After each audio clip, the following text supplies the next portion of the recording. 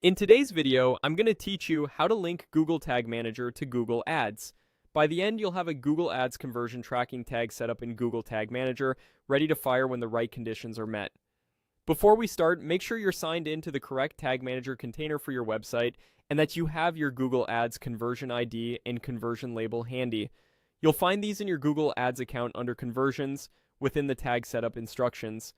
Copy them exactly as shown, since even small typos can prevent tracking from working.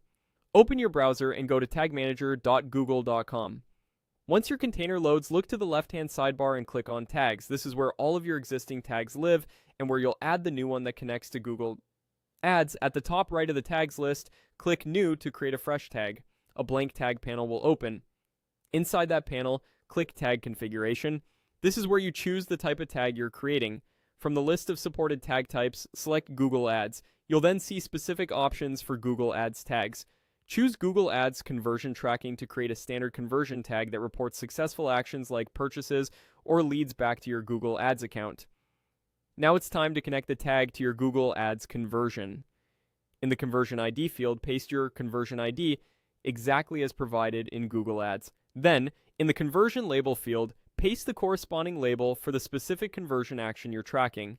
These two values pair your website activity with the correct conversion in your ad account. If you have multiple conversion actions in Google Ads, make sure you use the label for the action you truly want to measure here. Click Save to preserve the tag's configuration.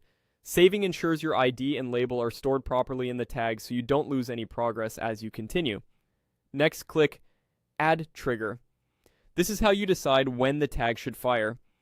For example, many teams trigger conversion tags on a thank you page view after a form submission or on a purchase confirmation page.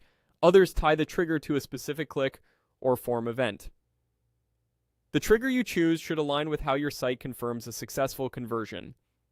That's it. You've created a Google Ads conversion tracking tag in Google Tag Manager, added your conversion ID and label, saved your configuration, and opened the trigger workflow so the tag fires at the right moment. Keep your IDs accurate. Name your tag clearly for future maintenance, and you'll have a clean, reliable link between Google Tag Manager and Google Ads.